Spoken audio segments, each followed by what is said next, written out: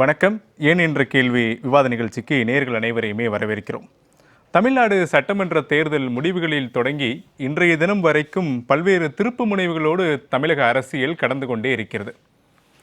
அதிமுகவிடம் இருந்து 3 சட்டமன்ற உறுப்பினர்கள் இன்று தங்களுடைய பதவியை ராஜினாமா செய்துவிட்டு மறுநொடியே தலைமை செயலகத்தில் தமிழக வெற்றி கழகத்தில் தங்களை இணைத்துக் கொண்டிருக்கிறார்கள். தாவேகாவுக்கு முதலில் பெரும்பான்மை தேர்தல் முடிவுகளின்படி இல்லை என்றாலும் திமுக கூட்டணியிலே அங்கம் வகித்த சில கட்சிகள் ஆதரவு தெரிவித்து பெரும்பான்மையோடு தாவேகா தன்னுடைய ஆட்சியை நடத்தி வந்தாலும் கூட அதிமுகவிலிருந்து 3 சட்டமன்ற உறுப்பினர்கள் இன்னும் சில உறுப்பினர்கள் சேர இருப்பதாக தகவல்கள் தொடர்ந்து வெளியாகி கொண்டே இருக்கிறது. இதெல்லாம் என்ன காரணத்திற்காக தாவேகா செய்கிறது? ஒரு பக்கம் திமுகவிலிருந்து பிரித்து கொண்டு வரப்பட்ட மற்ற கூட்டணி கட்சிகள் மீது நம்பிக்கை இல்லையா, இல்லது தனதுடைய தனி பெரும்பான்மையை நிரூபிக்க வேண்டும், அது தங்களுடைய கட்சி எம்எல்ஏக்களாக இருக்க வேண்டும் என்ற முனைப்பில் தாவேகா செயல்படுகிறதா என்ற கோணத்தில் எல்லாம் நாம் விவாதத்தை இன்று நகர்த்த இருக்கிறோம். முன்னதாக நான் உங்களுக்கு விருந்தினர்களை அறிமுகம் செய்து வைத்து விடுகிறேன். திராவிட ஆய்வாளர் திரு துரைக்கருணா மற்றும் நாம் தமிழர் கட்சியிலிருந்து திரு விக்னேஷ், உங்கள் இருவரும் நான் நிகழ்ச்சிக்கு வரவேற்கிறேன். இவர்களோடு ஊடகவியலாளர் புன்னை வளவன் மற்றும் அரசியல் விமர்சகர் திரு நந்தகுமார், உங்கள் இருவரும் நான் நிகழ்ச்சிக்கு வரவேற்கிறேன். சார், துரைக்கருணா சார், உங்ககிட்ட தொடங்கலான்னு நினைக்கிறேன். இந்த தேர்தல் ஒரு கட்டத்தில் விசிகாவை மையப்புள்ளியாக வைத்து மட்டுமே நகன்றது. அது பெரும்பான்மையை நிரூபிப்பதற்கு விசிகா ஆதரவு கொடுப்பாங்களா என்பது. ஆனால் இது ஒரு கட்டத்தில் அப்படியே அதிமுக பக்கம் நகர்ந்து அதிமுகவிலிருந்து எம்எல்ஏக்களை தாவேகா தன் பக்கம் இழுத்து தனிப்பெரும்பான்மை கட்சியாக உருவெடுக்கிறதோ அப்படின்ற ஒரு ஐயமும் கேள்வியும் இந்த நேரத்தில் எழுந்திருக்குது. என்ன காரணம்? ஒரு கட்டுப்பாடு இல்லாத ஒரு கட்சியாக அதிமுக செயல்பட்டு வருவதால் இந்த பிளவு அப்படின்னு எடுத்துக்கலாமா, இல்ல தாவேகா எல்லா அரசியல் கட்சிகளையும் போல் தங்களையும் ஒரு பிரதிபலிக்க தொடங்கி விட்டார்கள் அப்படின்னு புரிஞ்சுக்கலாமா? கடந்த 3 வாரங்களாக தமிழக அரசியல் நிலவரங்களை பார்த்தா இதுவரைக்கும் இது போன்ற ஒரு நிலை இல்லை. மிக ஒரு வேதனையான சூழலை தான் பார்க்குறேன். திராவிட கட்சிகளை வீழ்த்தி ஒரு புதிய அரசியல் கட்சி ஆட்சி அதிகாரத்திற்கு வந்துவிட்டது என்கிற பார்வை பொதுவெளிகளில் இருந்தது. இவர்கள் ஒரு மிகச்சிறந்த நல்லாட்சியை தருவார்கள், தூய ஆட்சியை தருவார்கள் என்கிற நம்பிக்கை இருந்தது. இந்த விசிலுக்கு வாக்களித்த மக்கள் இன்னொரு 10 தொகுதியை கொடுத்துருந்தாங்கன்னா பிரச்சனையே இல்லை. அவங்க இந்த 108ஓடு நிறுத்திட்டதுனால அவர்களுக்கு ஒரு நிலையான அரசை நடத்துவதற்கு ஆதரவு தேவைப்பட்டது. சிபிஐ, சிபிஎம், விசிகா, யூஎம்எல் வந்தார். நீங்கள் குறிப்பிட்டது மாதிரி ஏற்கனவே இடதுசாரிகள் ஒரு முடிவு எடுத்தோன்னே அந்த முடிவை அன்றே நான் அறிவித்து விடுவேன்னு திருமாவளவன் சொன்னார். அப்போ 2 சிபிஐ, சிபிஎம் ஆதரவு, இடதுசாரிகள் ஆதரவை தெரிவித்து விட்டார்களே. உங்களுடைய கருத்து என்னென்னா, மறுபடியும் ஆரம்பத்திலிருந்து போகிறார். செயற்குழு, பொதுக்குழு, நிர்வாகக்குழு எல்லோரையும் கலந்து பேசிதான் அது ஒரு 2 நாள் ஆகி போயிடுச்சு.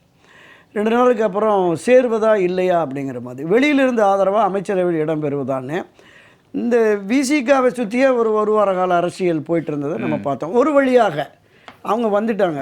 வந்ததும் கூட பெரிய அளவில் அது ஆதரவு இல்லை. இதுவுமே நித்தியகண்டம் பூர்ணாயுஷ்னு போய்கிட்டு இருக்கு. அதனால் இன்னும் கொஞ்சம் ஆதரவு வேணும் அப்படின்னு தான் அண்ணா திராவிட முன்னேற்ற கழகத்தில் இருந்த முதல்ல என்ன சொன்னாங்க, சிவி சண்முகம், வேலுமணி தலைமையில் 32 பேர் சண்முகம் வீட்டில் ஆலோசனை அப்படின்னு சொன்னாங்க. அது ஒரு வார காலத்திலே 25 குறைஞ்சிருச்சு. வாக்கெடுப்புக்கு நம்பிக்கை வாக்கெடுப்பு அந்த 25 போட்டோன்னே 144 அப்படிங்கிற அந்த இலக்கை நிர்ணயித்து ஆட்சிக்கு வருகிறாங்க. அப்போ என்ன நடக்குது, இந்த 25 பேரும் கொறடா உத்தரவை மீறிவிட்டார்கள் அப்படின்னு திரு எடப்பாடி பழனிசாமி தரப்பில் உள்ளவர்கள் அந்த கொறடா அக்ரி கிருஷ்ணமூர்த்தி மூலமாக பேரவைத் தலைவர்கிட்ட ஒரு மனு கொடுக்குறாங்க. இப்போ இந்த புறம் எஸ்பி வேலுமணி தலைவராக கொறடாவாக டாக்டர் சி விஜயபாஸ்கர் இவங்க எங்களுடைய கொறடா உத்தரவை எடப்பாடி தரப்பு மீறிடுச்சு, அந்த 22 பேரை தகுதி நீக்கம் செய்யுங்க அப்படின்னு இந்த பக்கம் மனு. பேரவைத் தலைவர் வாங்கி வச்சுக்கிட்டு இது தொடர்பாக இப்போதைக்கு நான் முடிவு எடுக்கலை அப்படின்னு சொல்லிட்டார். மீண்டும் பேரவை கூடுகிற பொழுது நான் என்ன முடிவு எடுக்கிறேனோ அது மாதிரி பார்த்துக்கலாம் அப்படின்னு சொல்லி கடந்து போயிட்டார். சட்டபூர்வமான சில விஷயங்களை குறிப்பிட்டு மீண்டும் போய் ஒரு அழுத்தம் கொடுத்தாங்க. திரு எடப்பாடி தரப்பில் இருந்தும் இந்த தரப்பில் இருந்துமே கொடுத்தார்கள். இப்போ எந்த மாதிரியான முடிவு வரப்போகிறது என்கிற ஒரு நிலை இருந்த சூழலில் கடந்த 2 நாட்களாக என்னென்ன திரு எஸ்பி வேலுமணி எங்களுக்கு அவர் தான் பொதுச் செயலாளர், நாங்கள் கட்சியை பிளந்து ஒரு பிரிவாகவெல்லாம் செயல்படலை, நாங்கள் எல்லோரும் ஒன்றாக இருக்கிறோம், எங்களுடைய ஒரே கோரிக்கை பொதுக்குழுவை கூட்டி இது தொடர்பாக ஏன் இந்த தோல்வி என்பதை விவாதிக்க வேண்டும் என்பதுதான். ஏற்கனவே 2021 தோல்வி அப்போதே சொன்னாங்க, நம்ம மாவட்ட செயலாளர் அளவில் கூப்பிட்டு ஒரு விசாரிப்போம், தொகுதி வாரியாக ஆய்வு நடத்துவோம் அப்படின்னு அன்றைக்கு ஒருங்கிணைப்பாளர் இருந்த ஓபிஎஸும் அவருடைய ஆதரவாளர்களும் கட்சியின் முன்னணியுமே சொன்னாங்க. வேண்டாங்க, அதெல்லாம் சரியாக போயிடும் அப்படின்னு சொல்லிட்டு அது கடந்து வந்துட்டார். 2024 தேர்தல் தோல்விக்கு பிறகும் ஒரு மறுபரிசீலனை தேவை. கட்சியினரே ஓட்டு போடாத நிலைமை இருக்குது, மிக சோர்ந்திருக்கிறாங்க. எனவே இந்த நிலை நீடித்தால் 2026 நம்ம வெற்றி பெற முடியாது அப்படிங்கிற அந்த விஷயத்தை முன்னெடுத்தோம். அந்த ஒரு 6 பேர் குறிப்பிட்டாங்கல்ல தொடர்ந்து, அவங்க போய் வலியுறுத்துகிறாங்க. ஆனால் எடப்பாடி பழனிசாமி பிடிவாதமாக, அது ஒரு விதமான தாம் தோன்றித்தனமான போக்கு, சர்வாதிகார போக்குன்னு கூட சொல்லலாம். இந்த இயக்கத்தை தொடங்கிய புரட்சித் தலைவர் எம்ஜிஆர் தனக்கு எதிரானவர்கள் எல்லாம் அரவணைத்து சென்றார். இந்த இயக்கத்தை 28-30 ஆண்டுகள் கட்டி காப்பாற்றிய அம்மா செல்வி ஜெயலலிதா அவர்கள் தனக்கு எதிரான நிலைப்பாடு கொண்ட அத்தனை முன்னணியினரும், ராமவீரப்பன், காளிமுத்து, பாவலர்மதி உள்ளிட்ட பலரையுமே அமைச்சரவையில் இணைத்து கட்சிகளையும் பொறுப்பு கொடுத்தார். இந்த இருவரும் தலைவர்கள் எப்படிப்பட்ட தலைவர்கள்? மிகச்சிறந்த ஆளுமை, மக்கள் செல்வாக்கு, 100% தொண்டர்களின் ஆதரவு உள்ள அவர்களே விட்டு கொடுத்து போனார்கள், அரவணைத்தார்கள். ஆனால் எடப்பாடி பழனிசாமி ஒருபோதும் எதற்கும் சம்மதிக்க மாட்டேன். இல்ல, ஒரு பக்கம் எடப்பாடி பழனிசாமியுடைய செயலோ, அவர் தேர்தலை சந்திக்கக்கூடிய அணுகுமுறையோ, அவர் மீதான ஒரு பிரதிபலிப்பையோ அரசியல் தலைவர்கள் மத்தியில் அவங்க கூட இருக்கக்கூடிய சில கண்டனங்களை எல்லாம் பதிவு செய்யறாங்க. ஆனா என்னுடைய கேள்வி அப்படின்றது, தொடக்கத்துல திமுகவோடு அதிமுக கூட்டணி வைக்க பேச்சுவார்த்தை நடத்தியது எப்படி தாய் கழகம் நாங்கள் அதை சொல்லி ஏற்றுக்க முடியும்? அதனுடைய அதிருப்தியின் வெளிப்பாடுன்னு சொல்லி சிவி சண்முகம், எஸ்பி வேலுமணிலாம் பேட்டி கொடுத்தாங்க. அப்போ அங்கே போக முடியாது. அதிலிருந்து பிளவுபட்டு வந்தவர்கள் தான் அந்த 25 எம்எல்ஏக்கள். இப்போ எப்படி அதே தாவேக்கா கூட மீண்டும் இங்கிருந்து போகிறதுக்கான அவங்களுக்கு சூழல் ஏன் ஏற்பட்டுச்சு? சிவி சண்முகமோ இல்லை எஸ்பி வேலுமணி கூடயே தொடர்ந்து பயணித்திருக்கலாம் இல்லையா? தங்களுடைய கட்சியை காப்பாற்ற வேண்டும் மட்டும்தான் எங்களுடைய நலன்னு சொன்னவங்க ஏன் கட்சியிலிருந்து இப்போ தங்களுடைய ராஜினாமா செய்துவிட்டு தாவேக்காவுக்கு செல்ல வேண்டிய காரணம்? அப்போ தாவேக்காவுடைய அழுத்தம் இந்த விஷயத்துல இருக்குன்னு எடுத்துக்கலாமா? நிறைய முரண்பாடுகள் இருக்கு. தொடக்க முதலே முரண்பாடுகள். தாவேக்காவுக்கு ஆதரவு அளித்து அங்கே அமைச்சர்களாக வாரிய தலைவர்களெல்லாம் பேரம் பேசிட்டாங்க, குதிரை பேரம் நடக்குதுன்னு எடப்பாடி பழனிசாமி உள்ளிட்ட இந்த அணியினர் சொன்னாங்க. வெளியில் திமுக தரப்பும் குற்றச்சாட்டு சொன்னது. ஆனால் வேலுமணி சண்முகம் தரப்பில் என்ன சொன்னாங்கன்னா, திராவிட முன்னேற்ற கழகத்தை வீழ்த்த வேண்டும் என்பதுதான் நம்முடைய குறிக்கோள். சரி, திராவிட முன்னேற்ற கழகத்தை வீழ்த்தி ஆட்சி அதிகாரத்திற்கு நம்மால் வர முடியலை. ஜனநாயக ரீதியில் தாவேக்கா ஆட்சி அதிகாரத்திற்கு வந்துவிட்டது. எனவே நாம் ஆதரவு அளிப்போம் அப்படிங்கிற ஒரு நட்பு ரீதியாக நம்ம ஆதவர்ஜுனா கூட சொன்னார், நட்பு தோழமையோடு தான் அவங்க ஆதரவு. எந்த பேரமும் நடக்கலை, எந்த பேச்சுவார்த்தையும் நடக்கலை. என்ன நடந்துங்கிறது அவர்கள் மனச்சாட்சிக்கு தெரியும். நாம் அதில் உள்ள புகுந்து விமர்சிக்க விரும்பலை. என்னன்னா, தகுதி இழப்பு வருங்கிற ஒரு பயமுறுத்தல். இன்னொன்று, எடப்பாடி பழனிசாமி தரப்பு ஒரு 5 எம்எல்ஏ இப்போ போயிட்டாங்கன்னு நினைக்கிறேன் ஆதரவு. அப்போ இந்த 25இல் 5 போயிடுச்சு, இப்போ 3 இங்கே போயிடுச்சு, 8 போக 17 தான். 17. அப்போ தகுதி இழப்பு வரும் என்பதால் முன்னதாகவே போவோம் அப்படிங்கிற மாதிரி ஒரு சிலர். இப்போ இன்னொரு சிலர் குறிப்பிடும்போது கூட பேரம் நடந்திருக்கு, அதெல்லாம் அப்புறம் பேசலாம் அப்படின்றீங்க. ஆனா அந்த 3 பேர் போனும்போது மீதம் இருக்கக்கூடிய 17 பேர் ஒரு திடகாத்திரமா இருக்காங்களே, கட்சி தான் எங்களுடைய கொள்கை தான் முக்கியம். அந்த முடிவுல இருந்து இந்த 3 பேரும் விலகுவதற்கான காரணம் என்ன? இதுவரைக்கும் இபிஎஸ்ஐ மட்டுமே உச்சரித்துக் கொண்டவர்கள் இனிமேல் தாவேக்காவை உச்சரிக்க தொடங்கி விடுவார்கள். அப்படியான நிலைக்கு கொண்டு சென்றதற்கு காரணம் இதுவரையிலும் 3 பேர், இன்னும் பல பேர் வரலாம். எத்தனை பேர் இந்த இரவு நாளைக்குள் எத்தனை பேர் போவாங்கன்னு தெரியல.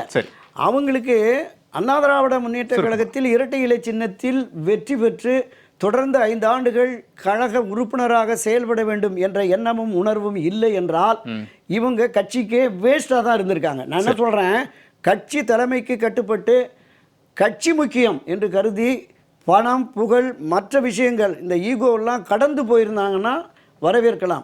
ஆனால் இந்த செயல் என்பது எவராலும் ஏற்கத்தக்கது அல்ல. இப்படிப்பட்ட ஒரு துரதிருஷ்டவசமான நிலை வந்ததற்கு அடிப்படை காரணம் திரு எடப்பாடி பழனிசாமி அவர்கள் என்பதில் எந்த மாற்று கருத்தும் இல்லை. சரி, ஓகே. திரு புன்னைவளவன், போதிய பெரும்பான்மை தாவேக்காவுக்கு இருக்கு. அரசியல் சூழல் நகர்வுகளை ரொம்ப துல்லியமா பார்க்கும்போது அடுத்த 6 மாசத்துக்கு தாவேக்கா ஆட்சிக்கு எந்த ஒரு பாதகமான சூழலுமே இல்லை கண்ணு கெட்டுற வரைக்கும். இருந்தாலும் கூட இந்த நேரத்தில் எஸ்பி வேலுமணி, சிவி சண்முகம் தரப்புலேருந்து இந்த 3 எம்எல்ஏக்களை தங்கள் பக்கம் தாவேக்கா இழுத்துக் கொள்வதற்கான காரணம் என்ன? அவ்வளவு நெருக்கடிக்கு தாவேக்கா சென்று விட்டார்களா, இல்லை திமுகவிலிருந்து பிரிந்து வந்த கூட்டணி கட்சியினரை நம்ப மறுக்கிறாரா விஜய் அப்படின்ற ஒரு கேள்வி இந்த இடத்துல எழுது. இதில் ஒரு நீண்ட கால செயல் திட்டம் இருக்குதுன்னு நான் பார்க்குறேன். திரும்ப சார் சொன்ன மாதிரி நித்தியகண்டம் பூர்ணாயுசுன்னு ட்ராவல் பண்ணுறதுக்கு அது எப்படா காலுக்கு இருக்கக்கூடிய பாதுகாப்பான நாற்காலியினுடைய கால்கள் உடையும் அப்படிங்கிற எண்ணம் இருக்கு இல்லையா, இதுலேயே நம்ம கொண்டு போய் செலுத்த முடியாது என்கிற இடத்திற்கு முதலமைச்சர் சேர்ந்திருக்கிறார். நீங்கள் பார்த்தீங்கன்னா தூய சக்தியாக இருந்தவர்கள் இன்றைக்கு சமூக வலைதளத்தில் விமர்சகர் ஒருவர் வைத்தது கலப்பட சக்தியாக மாறி நிற்கிறது அப்படிங்கிற விமர்சனத்தை நம்ம வைக்க வேண்டியிருக்கு. அதில் எனக்கும் உடன்பாடு இருக்குது அந்த விமர்சனத்தில்.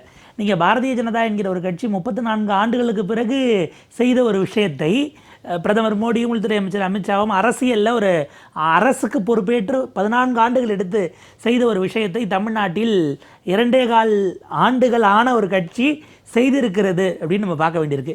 இது கொஞ்சம் புதுசு. கடந்த காலத்தில் நாங்கள் தொகுதி நலனுக்காக பார்க்க போனோம் அப்படின்னு போனதெல்லாம் பல நிலைகளில் நடந்திருக்கு. ஆனால் அப்போ அந்த அரசுக்கே பெரும்பான்மை இருந்த காலகட்டத்தில் இங்கிருந்து அணி மாறி இருப்பார்கள், கட்சி மாறி இருப்பார்கள், தனித்து செயல்படுறோன்னு போயிருப்பாங்க. இதெல்லாம் நடந்திருக்கு. ஆனால் இந்த முறை அவங்க ராஜினாமா பண்ணிட்டு போகிறாங்க அப்படின்னா நீங்கள் இந்த நடந்த நிகழ்வுகள் இருக்குல்ல, உள்ளபடியே அதுதான் குதிரை வேகத்தில் நடந்த நிகழ்வுகள். நீங்க சட்டமன்றத்துக்குள்ள நீங்க நடக்குது. அவங்க போறாங்க, சபாநாயகர் அவர்களை பார்த்து 3 பேரும் ராஜினாமா கொடுக்குறாங்க. குதிரை வேகத்தில் இந்த அரசு செயல்படுகிறது. அந்த குதிரை வேகம், இந்த குதிரை வேகம் இன்னைக்கு தலைமை செயலகத்தில் நடந்ததுதான் நம்ம கவனிக்க வேண்டியது. 3 பேர் உள்ள போறாங்க. எனக்கு என்ன புரியலன்னா, நீங்கள் கட்சிக்கான ஒரு அலுவலகம், நீங்கள் பனையூருக்கு தான் போகணும்னு அவசியம் இல்லை, வேற உங்களுக்கான முகாம் அலுவலகம் இருந்தால் அங்கே சேர்ந்துருக்கணும். தலைமைச் செயலகத்தில் பின்னாடி கவர்மெண்ட் ஆஃப் தமிழ்நாடுங்கிற அந்த ஃப்ரேமுக்குள்ளே நீங்கள் எப்படி சேர்றீங்க? வழக்கமாக கடந்த காலத்தில் திமுக அதிமுக தலைவர்களை சந்திச்சாலும் தாவேக்கா சேர்ந்தவர்கள் சொல்றாங்களே, இன்னைக்கு பனையூர் அலுவலகத்தில் அந்த 3 சட்டமன்ற முன்னாள் உறுப்பினர்களுமே அவங்க இணையக்கூடிய நிகழ்வு தாவேக்கா அலுவலகத்தில் பனையூரில் நடக்குது. இங்கே ஒரு கேட்டசி கால் மாதிரி அமைச்சரை சந்திச்சு ஒரு புகைப்படம் எடுத்துக்கொண்டார்கள். அது அவர்கள் சொல்லக்கூடிய விளக்கம். சட்டமன்ற உறுப்பினர்கள் சபாநாயகர் அறைக்கு சென்று ராஜினாமா செய்ததற்கு பிறகு எந்த கட்சியில் சேரப்போகிறார்களோ குறிப்பிட்ட கட்சியினுடைய தலைவரை சார்ந்து இருக்கக்கூடியவர்களோ ஒரு சந்திப்பு நடைபெற்றது. அவ்வளவுதாங்க. வேற வெளியிலிருந்து மாற்று கட்சியினரை கொண்டு வந்து இங்க சேர்க்கவில்லை. ஒரு சட்டமன்ற உறுப்பினரை தான் சேர்த்திருக்கிறோம். அது சட்டமன்றத்தில் நடைபெறக்கூடிய ஒரு நிகழ்வு தானே. அது ஒரு கேட்டசி கால் அப்படின்னு சொல்லி அதுக்கு ஒரு அந்த நடந்த கேட்டசி காலுக்கான அறை என்பது அமைச்சரவையினுடைய பொதுச் செயலாளர் அறையா இல்ல தமிழ்நாட்டினுடைய அமைச்சர் அவையாங்கிறது தான் கேள்வி. அமைச்சருடைய அறையா என்பதுதான் கேள்வி. இது புதுசல்ல. ஒரு 3-4 நாட்கள் முன்பாக இதே போல நீர்வளத்துறை அமைச்சர் புசியானந்த் அவர்களை சந்தித்தும் அதிமுகவிலிருந்து பொறுப்பில் இருந்து விலகியவர்கள், மாவட்ட பொறுப்பில் இருந்தவங்க, மாநில பொறுப்பில் இருந்தவங்க சேர்ந்தாங்கிறது நம்ம பார்க்குறோம். அப்போ இது ஒரு ஹேபிச்சுவலாக நடக்குது. இந்த ஐடி கார்டு அப்போ தயார் செய்யப்பட்டது செய்தி நமக்கு ஊடகங்களுக்கு வந்தது. அது எப்படி பனையூர் பீட்டில் பார்த்த ரிப்போர்ட்டர்ஸ் எடுத்து கொடுத்தாங்களா இல்லை செக்ரட்டரியேட்டில் பீட்டு பார்த்தவங்க எடுத்து கொடுத்தாங்களான்னு ஒரு கேள்வி வருது இல்லையா? அது எங்கே டிஸ்ட்ரிபியூட் பண்ணப்பட்டதுங்கிற ஒரு கேள்வி இருக்குது. சரி, அவங்க 1000 விஷயங்களை சொல்லலாம், அவங்களுக்கான நியாயங்களை அவர்கள் கற்பித்துக் கொள்ளலாம். ஆல் செட் அண்ட் அரசியல் அந்த கடுமையான விஷயங்கள் தான். எனக்கு என்னன்னா, இந்த டைமிங் ஏன் இப்போன்னு ஒரு கேள்வி வருது. இன்றைக்கு ஒருவேளை இந்த சம்பவம் இன்று மதியம் நடைபெறாமல் இருந்திருந்தால் நாம் எதை விவாதித்திருந்திருப்போம்? முதலமைச்சருடைய அவருக்குரிய தொகுதியில் பெரம்பூரில் ஒரு 6 பேர் கொண்ட போதை கும்பல் போய் வாகனங்களை தாக்குறாங்க. அதே போல் மதுரையில் இன்றைக்கு ஒரு சிறுவர் அவர் வெட்டி படுகொலை செய்யப்பட்டிருக்கிறார். லா அண்ட் ஆர்டரில் என்ன சிக்கல் இருக்கு அப்படிங்கிற விஷயம். அதாவது இது குறைந்த நாட்கள் தான், குறுகிய நாட்கள் தானாலும் இன்னும் எந்த மாதிரி பாசிட்டிவாக இவங்க அணுக முடியும், அல்லது ஒரு பாசிட்டிவ் கன்ஸ்ட்ரக்டிவ் கிரிட்டிசிசத்தில் ஒரு விவாதம் போயிருக்கணும். டைமிங் ரொம்ப முக்கியமோ அப்படிங்கிற கேள்வி. எதிரான சில முக்கியமான விவகாரங்கள் திசை திருப்பலா இந்த 3 எம்எல்ஏக்கள் இணைவு நடந்திருக்குன்னு இப்ப புண்ணியவல்வன் சொல்றாரு. அப்படியும் நடந்திருந்தால் ஆச்சரியப்படுவதற்கு ஒன்றும் இல்லை. இது ஹார்ட்கோர் பாலிடிக்ஸ் தானே. கடந்த காலத்தில் நீங்கள் திமுக ஆகட்டும், அதுக்கு முன்பாக இருந்த அதிமுக ஆட்சி ஆகட்டும், பல்வேறு விஷயங்கள் வரும் பொழுது சில விஷயங்கள் அந்த நேரத்தில் வேற எங்கேருந்தோ கிளம்பி வரக்கூடியதும் நடந்திருக்கும். டைமிங்கும் அரசியலில் ரொம்ப முக்கியமானது நான் பார்க்குறேன். இதில் என்னன்னா, இதற்கு முன்பு வரைக்கும் ஸ்டீலிங் த மேண்டேட்டுங்கிற வார்த்தையை திரும்ப திரும்ப திரும்ப பயன்படுத்தப்பட்டு கொண்டே இருந்தது, விமர்சனமாக வைக்கப்பட்டது. இது ஒரு அறமா? தேர்தலுக்கு முன்னாடி இவங்களை எதிர்த்து நீங்கள் ஓட்டு வாங்கிட்டு இப்படி கூப்பிடலாமான்னு. இப்போ அந்த இவங்க ராஜினாமா செய்திருக்காங்களே, அந்த 3 தொகுதியில் அவர்களுக்கு வாக்களித்தவர்கள் அவங்க எந்த சின்னத்தில் நின்னதுக்காக வாக்களித்தார்கள், என்ன மேண்டேட் அவங்க ஜெயிச்சு வந்தது என்கிற கேள்வி இருக்கு. அப்போ அதை தாவேக்கா செய்தது ஸ்டீலிங் த மேண்டேட்டுக்குள்ள வருமா வராதா என்கிற கேள்வி. இதை விடவும் மிக முக்கியமானது, இந்த கூட்டணி கட்சிகள் குறித்து நீங்க கேட்டீங்க இல்லையா, அந்த சிக்கல் தான் இப்போ பிரச்சனை. என்னன்னா, தொடர்ந்து கொள்கை ரீதியிலாக அவங்களுக்கும் இவர் தொடர்ந்து இதே நிலைப்பாட்டில் நாளைக்கு பாஜக எதிர்ப்பு நிலைப்பாடு என்று போனால் இவர் எந்த அளவுக்கு நிற்பார்னு தெரியாது. இவங்களை நம்பி இருப்பது நீங்கள் தத்துவார்த்த ரீதியிலாக எப்போதும் திமுக அரசு இருந்ததை போல, அதாவது அவங்க வெளியில் போஸ்டரிங் சில விஷயங்களில் ரொம்ப ஸ்மூத்தாக உள்ள பொருளாதாரம் சார்ந்த திட்டங்களில் போயிருந்தாலும் அது விமர்சனத்துக்குரியது தான். ஆனால் வெளியில் எப்பொழுதும் ஒரு சண்டை, தமிழ்நாடு விசஸ் டெல்லின்னு போஸ்டர் பண்ணாங்கல்ல, அதை விஜய் அவர்கள் பண்ணுவாராங்கிறது. ஒரு ஸ்மூத்தாக ஒரு அரசு நடக்கணும்னா சில இடங்களில் இணைந்து போவதற்கும் அவர் தயாராக இருப்பார் என்கிற அச்சம் இவங்களுக்கு இருக்கு. இந்த சூழலில் அமைச்சரவையில் சேர்த்தாலும் கூட அவர்கள் சொல்லக்கூடிய கருத்துக்கள் என்னவாக இருக்கு? இப்போ இன்றைக்கே காங்கிரஸில் இருந்து ஒருத்தர் ஆதரிச்சு கருத்து சொல்லியிருக்காரு, இன்னொரு பொறுப்பாளர் எதிர்த்து கருத்து வந்திருக்காரு. தெரிவிச்சிருக்காங்க. கடுமையா எதிர்ப்பு தெரிவிக்கிறாங்க அப்படின்னும் போது கடைசி வரைக்கும் இவங்களோட நம்ம வந்து போவது சரியாக. இப்ப இதுல என்ன ப்ராஃபிட்? நீங்க இது 25 பேரும் எய்தர் பதவி பறிப்பு இல்ல ராஜினாமானா சட்டமன்றத்தினுடைய எண்ணிக்கை குறைய போகுது. இவங்க 25 பிளஸ் அவரது ஒண்ணு ஏற்கனவே அவர் வெக்கேட் பண்ணது திருச்சி ஈஸ்ட் எடுத்தோம்னா 26 மொத்தமே 208 104 தான் பெரும்பான்மை. இப்பவே அவங்களுக்கு அந்த 104 இருக்கு. அரசு ஸ்டேபிளான எண்ணிக்கைக்கு போயிருச்சு. நாளைக்கு இப்ப இதுல இன்னொன்னு இவங்க ராஜினாமா பண்றாங்க இல்ல அடுத்து அவங்களே வெக்கேட் ஆனாலும் உடனே எலெக்ஷன் எடுத்தணும்னு தேர்தல் ஆணையம் 6 மாத காலத்துக்குள்ள நடத்தணும். ஆனா 2017 உங்களுக்கு 18 உறுப்பினர்கள் தகுதி நீக்கம் செய்யப்பட்ட போது பாராளுமன்ற தேர்தலோட சேர்த்து ஏறத்தாழ 1.5 ஆண்டுகள் நடத்தப்படாமல் இருந்தது. நடத்தியே ஆகணுங்கிற கட்டாயம் சொல்ல முடியாது என்கிற ஒரு சூழலும் உருவாகுது. அப்படி என்றால் இது எவ்வளவு தாமதமாகிறதோ அந்த நாட்கள் வரை அந்த தொகுதி மக்கள் எம்எல்ஏக்கள் இல்லாமல் இருந்தால் இதற்கான பொறுப்பை யார் மீது நீங்கள் வைக்க போகிறீர்கள் அப்படிங்கிற கேள்வி இருக்கு. சார், திரு நந்தகுமார், தேர்தலுக்கு முன்பும் சரி பிரச்சார களத்திலும் சரி தமிழ்நாட்டில் இருக்கக்கூடிய அரசியல் கட்சிகளுக்கு மாற்று அரசியல் கட்சியாக தாவேகா வருகிறது. இது தாவேகாவுடைய தலைவர் விஜய் தொடர்ந்து அவரோடு இருக்கக்கூடிய பலராலும் முன்வைக்கப்பட்ட ஒரு முக்கியமான ஒரு அம்சம். அது எந்த வகையில் மாற்று அரசியல் கட்சி? இது சமீப காலமாக நடக்கக்கூடிய நிகழ்வுகள் அனைத்தையுமே பார்க்கும்போது எல்லா கட்சிகளையும் போல்தான் தாவேகாவும் தமிழ்நாட்டில் அப்படின்னு புரிஞ்சுக்கலாமா? இல்லை அவர்கள் செய்யக்கூடிய நடைமுறையை பொறுத்து தாவேகா ஒரு மாற்று அரசியல் கட்சி, அது எந்த வகையில் புரிஞ்சுக்கலாம்? ஏன்னா நடக்கக்கூடிய நிகழ்வுகள் முற்றிலும் மாறா இருக்கு. இப்போ நம்ம எல்லாருமே புரிஞ்சுக்க வேண்டியது, இந்த 3 எம்எல்ஏக்களும் எம்எல்ஏக்களாக வந்து தாவேகால சேரல. இப்போ புண்ணியவளவன் கூட சொன்னார் ஸ்டீலிங் த மேண்டேட். ஸ்டீலிங் த மேண்டேட்னா என்ன அர்த்தம்? மக்களுடைய வாக்குகளை திருடிக்கிட்டு அந்த பதவி மக்கள் கொடுத்த பதவியோடு வந்து இன்னொரு கட்சியில் சேர்றது தான் ஸ்டீலிங் த மேண்டேட். இப்போ இவங்க எம்எல்ஏ பதவியை ராஜினாமா பண்ணுறாங்கன்னாவே அந்த மக்களுடைய மேண்டேட்டை எடுத்துக்கிட்டு போகல, மக்களுடைய மேண்டேட்டை திருப்பி கொடுத்துருக்காங்க. இன்னைக்கு அந்த 3 பேரும் தனிநபராக தாவேகால சேர்ந்துருக்காங்க, எம்எல்ஏக்களாக சேரலை. அதை முதல்ல சட்டப்பூர்வமாக நம்ம புரிஞ்சுக்கணும். ஒரு டெமோக்ரஸியில் வந்து பார்த்தீங்கன்னா ஒரு பொலிட்டிக்கல் மைக்ரேஷனை பொலிட்டிக்கல் கரப்ஷனாக ஈக்குவேட் பண்ணுறதே தவறு. நீங்கள் எப்பெல்லாம் வந்து ஒரு அரசியலில் வந்து புதிதாக ஒரு அரசியல் சக்தி உருவாகுதோ அப்போ பூராமே இந்த பொலிட்டிக்கல் ரீஅலைன்மெண்ட் நடக்கிறது சகஜம். ஐயா எம்ஜிஆர்கள் வரும்போதும் ரீஅலைன்மெண்ட் நடந்துச்சு, வைகோ அவர்கள் வரும்போதும் ரீஅலைன்மெண்ட் நடந்துச்சு, விஜயகாந்த் அவர்களுக்கும் அது நடந்துச்சு, தமிழ் மாநில காங்கிரஸ் வரும்போதும் அது நடந்துச்சு, இபிஎஸ் ஓபிஎஸ் அந்த பிரச்சனை வரும்போதும் ஒரு பொலிட்டிக்கல் ரீஅலைன்மெண்ட் நடந்துச்சு. அப்போது இந்த மாதிரி எப்பெல்லாம் வந்து உங்களுக்கு வந்து ஒரு பொலிட்டிக்கல் பவர் எமர்ஜ் ஆகுதோ அப்போல்லாம் இந்த பொலிட்டிக்கல் மைக்ரேஷன் வந்து ஒரு காமன் ஃபினாமினா. அப்போ இதில் வந்து இன்னைக்கு வரைக்கும் அவங்க என்ன சொல்லிக்கிட்டு இருந்தாங்கன்னா, இந்த 25 பேர் வந்து தாவேகாக்கு ஆதரவு கொடுக்குது, அதில் ஒரு 5-6 பேர் மினிஸ்டராக போகிறாங்க, அதனால் இவங்க ஆதரவு கொடுக்குறாங்கன்னு சொல்லிட்டு இருந்தாங்க. அப்போ இருந்தே நான் தெளிவாக கேட்டுக்கிட்டு இருந்தேன் எல்லாத்துக்கிட்டுமே, எங்கள் சட்டப்பூர்வமாக எப்படி வந்து அவங்க ஆக முடியும் சொல்லுங்கள், ஏதாவது வழி இருந்தால் சொல்லுங்கள். ஒன்று, எடப்பாடியார் அவர்கள் இந்த 25 பேரும் கட்சியை விட்டு நீக்கணும். அவர் மாவட்ட செயலாளர் தான் நீக்கினாரே ஒழிய கட்சியை விட்டு தூக்கலை. ஏன்னா கட்சியை விட்டு தூக்குனா இண்டிபெண்ட் எம்எல்ஏ ஆகிடுவாங்க, அதே மாதிரி எம்எல்ஏவாக இங்கே வந்து சேரலாம். ரெண்டாவது வந்து பார்த்தீங்கன்னாக்கா 3ல் 2 பங்கு இவங்களுக்கு வரணும். அப்போ அவங்களுக்கு 31 எம்எல்ஏக்கள் வேணும். இருக்கிறதே 25 பேர் தான் இந்த ஃபேக்ஷனில் இருந்தாங்க. அப்போ வந்து அதுக்கும் வாய்ப்பு இல்லை. மூன்றாவது வாய்ப்பு வந்து பார்த்தீங்கன்னா இந்த 25 பேர் ராஜினாமா பண்ணிட்டு வந்து தாவேகால அவங்களுடைய சின்னத்தில் நின்று தேர்ந்தெடுக்கணும். இதுதான் வழிமுறைங்க. ஜனநாயகத்தில் வேறு எந்த வழிமுறையும் கிடையாது, சட்ட பிரகாரம் எதுவுமே கிடையாது. அப்படி இருக்கும்போது இன்றைக்கி இந்த ஃபேக்ஷனில் ஏற்கனவே எடப்பாடியார் அவர்கள்ட்ட ஏற்பட்ட கருத்து முரண்பாடு காரணமாக சிவி சண்முகம் ஒரு ஃபேக்ஷன் கிரியேட் பண்ணுறாங்க. அந்த ஃபேக்ஷன் கிரியேட் ஆனபோது அவங்க சொன்ன முதல் காரணம் என்னென்னா, திமுக கூட அதிமுக கைகோக்கிற சூழ்நிலை வந்துருச்சு, இது அதிமுகவினுடைய ஃபவுண்டிங் பிரின்சிபலுக்கே எதிரானது, அதனால் அதிமுக வந்து திமுக கூடயே போய் கை குலுக்கலாங்கிற நிலைமை வரும்போது தாவேகாக்கு கொடுத்தா என்ன அப்படிங்கிறது தான் அவங்களுடைய நிலைப்பாடாக எடுக்கிறாங்க. அப்போது இதில் வந்து அவங்களுடைய அந்த அந்த அப்ஜெக்டிவை கிளியராக டிஃபைன் பண்ணுறாங்க. நாங்கள் அதிமுகவை உடைக்கணுங்கிற எண்ணம் எங்களுக்கு கிடையாது, நாங்கள் அதிமுகவில் தான் இருக்கோம். இன்றைக்கி வரைக்கும் எடப்பாடி பழனிசாமி அவர்கள் தான் ஜெனரல் செக்ரட்டரி, ஆனால் நாங்கள் ஜெனரல் பாடி கவுன்சிலில் நம்ம வந்து கூட்ட சொல்கிறோம் அப்படிங்கிறது தான் அவங்களுடைய கோரிக்கையாக இருந்துச்சு. அப்போ இன்றைக்கி நடக்கிறதெல்லாம் வந்து பார்த்தீங்கன்னாக்கா காலையிலேருந்து ஒரு 5 எம்எல்ஏக்கள் வந்து எடப்பாடியார் அவர்கள் பக்கம் போய் சேர்ந்துருக்காங்க. இந்த 25 20 ஆயிடுச்சு. இதில் இந்த 3 பேர் இப்போ வெளியே வந்துட்டாங்க, 17. அப்போ இந்த 3 பேர்த்துக்கும் நீங்கள் சொன்ன குறிக்கோள் இந்த 3 பேர்த்துக்கும் உண்டு தானே?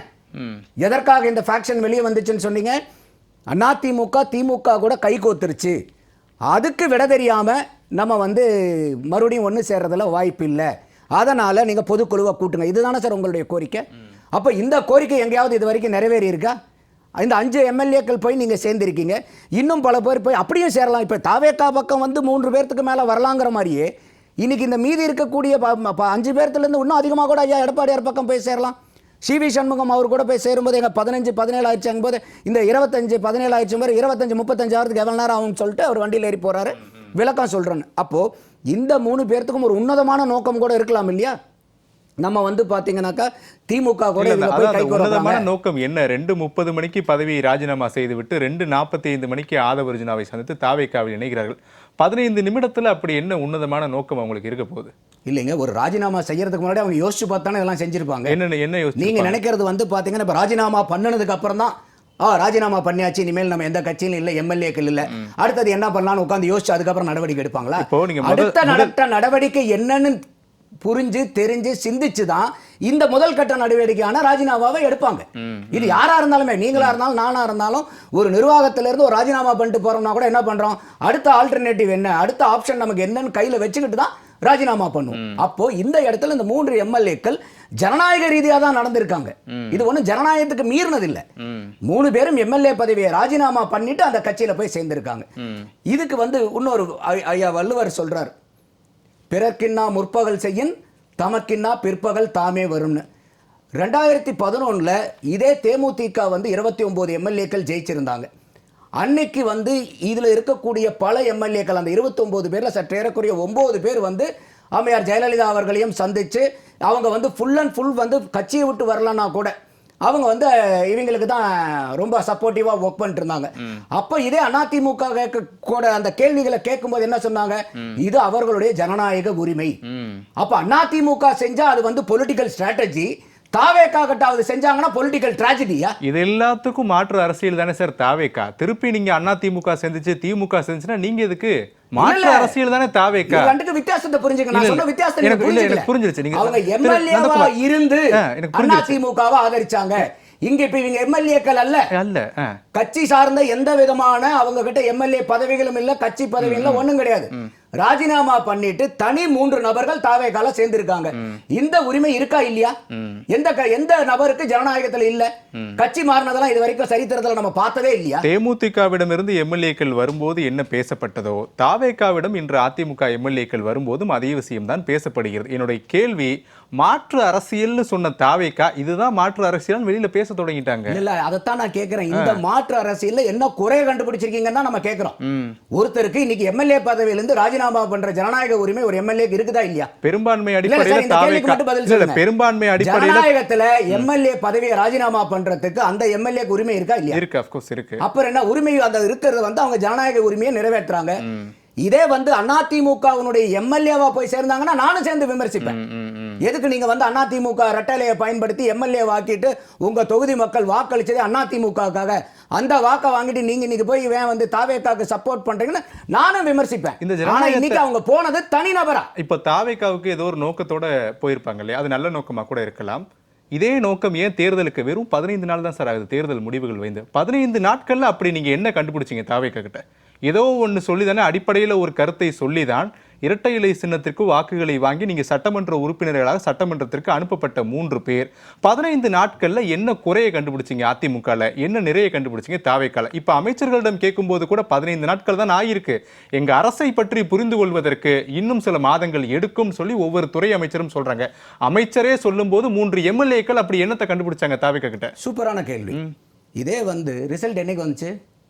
மே மாதம் 4ஆம் தேதி வந்துச்சு. சிவி சண்முகம் ஃபேக்ஷன் என்னைக்கு வந்து இவங்க கொடி பிடிக்கிறாங்க? சார் அவங்களோட இல்ல நான் அதுக்கான பதில் தான் வரேன். அந்த காலகட்டத்துல